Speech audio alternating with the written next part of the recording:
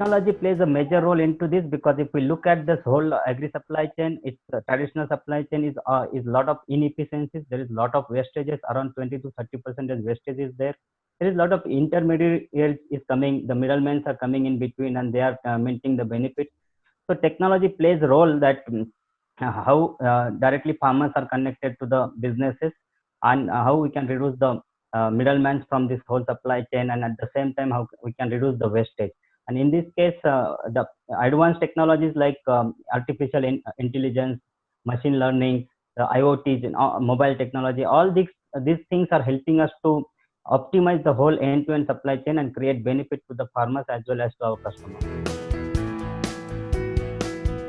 Farmers are taking benefits from us by using our technology, the mobile app. Farmer can just download our app, register into it, and they can see that what are the prices being offered by the various options available nearby, mandis, nearby other options, and at the same time they can see the what price is offered by the farm pulse, and that helps them to take informative decision. They understand our demand, and then they assure that okay, the price offered by the farm pulse is the best comparing with the other options, and then they give us commitment that they can deliver it to us, and they don't have to travel long. They have to just travel 2 to 5 kilometers, and they can just come to our collection center and deliver their produce to us, and then we take care of taking it to the bigger market and paying to the farmers within 1 or 2 days on their account.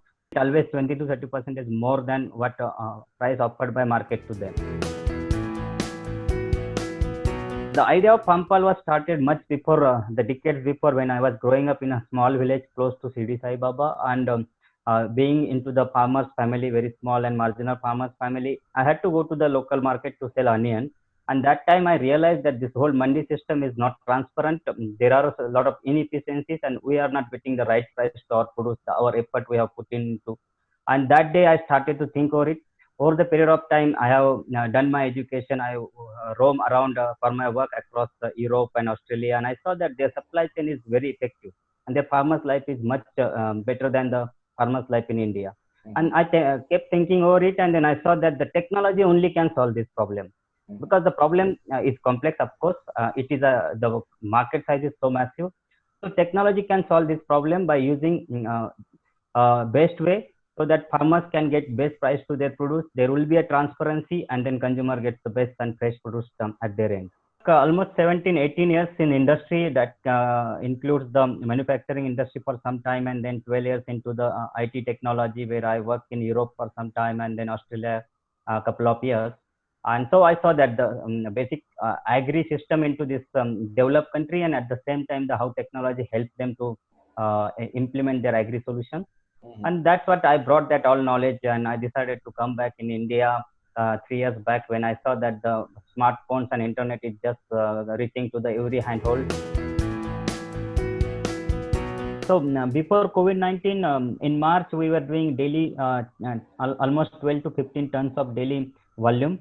And then suddenly COVID came in. It came as a big shock to us and everybody. And then our demands gone down, and suddenly we didn't know how to cater to our customers, because that there was a disruption into the manpower, disruption into the logistics and all. But suddenly we took a couple of days to figure it out, and we used technology very effectively to get again back to the business. And we started to reach out to the farmers and our consumer, and try to focus on our best customer who is really needed to us into this crisis period, and that is our retailers, because they are supplying to the nearby societies and the normal consumer. So of course, initial day was a bit tough, but then we used technology very effectively. We asked our tech guys back office to work from home, and then we got only the field workers on the ground and focus on to our consumer, and we really bounced back. In the last couple of years, journey was really excited. It was a roller coaster ride, and we learned a lot from it, and we learned the value of having technology in place, and we did that whatever requires to do to solve this complex problem, and we catered to the Pune market and Mumbai market. Now the next big thing for us is that scaling up rapidly. So we are planning to scale up across Western India, capturing the all major cities in Western India, across Maharashtra, across Gujarat, Rajasthan, Madhya Pradesh, and going up to Delhi. So that's our next 2 to 3 years plan. And the immediate plan is that how we can capture the Mumbai market, because that has a very, very massive size of the market. And we are looking forward to expand our technology base, because that is going to help us to cater to such a big market. Next 2-3 years, I'm planning to touch base to at least 50 plus thousands farmers across Maharashtra and nearby states. And looking at the consumer side, B2B and B2C, we are expecting to have at least 10 times growth what we are at this moment in next 12 to 18 months. That is what we are looking forward. Tactical way of approaching to B2C without losing the focus of B2B. That means actually we are putting in one aggregator in between us. That is we call as our partner, who is taking care of the whatever complexities involved into B2C segments, like collecting orders, doing promotion, marketing. That aggregator is doing for us, and he's just collecting orders from them and then giving it to us. And basically then we don't have to spend more effort to put in to cater to B2C market. But the benefit against B2B is that our margins have increased by 30 to 35% comparatively with B2B market. So that's where we are finding the opportunity, and that market is going to grow. And suddenly this whole consumer pattern has changed last couple of months because of this COVID-19. People don't want to go out and buy vegetables by just choosing them. So they want just everything at home, safe, hygienic, and fresh. And that's where we are just going to cater to that market and just targeting that whatever opportunity available into B2C segment.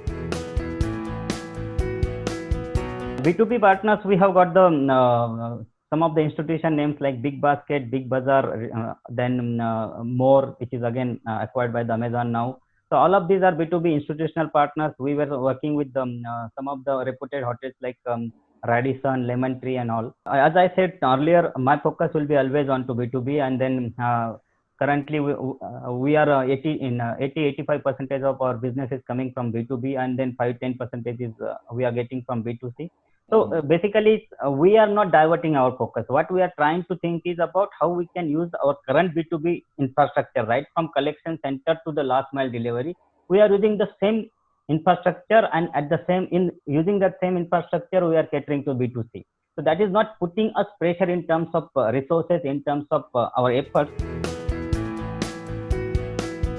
Government has announced a big reform into the agri policy, and that is going to help to us, the people like us, because earlier it was we need to take a license, and that license is more controlled by the state level. So it was a bit difficult to go across states. Okay, so that was the biggest challenge. And the second thing is about there was a limit to the essential commodity to store, and that's why a lot of private equity was not coming to the agri business.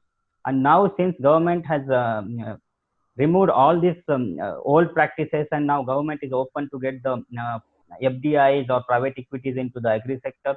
Now I am finding a future of agri sector, the future of the Farmpal or the companies like Farmpal is very bright. So near future, I am looking for 2 million fundings in to use in next 12 to 18 months, and capture the market of Western India, mainly capturing full market of Pune, Mumbai, and going to the nearby states like Gujarat, Maharashtra, and Rajasthan. In last couple of months after COVID, investors are chasing us. Investors are showing very positive interest into agri sector. Before COVID, that the question, our model itself was questionable. Investors was questioning about, can this model be successful? Can this model be profitable? But now investors realize that this is the future of agri industry.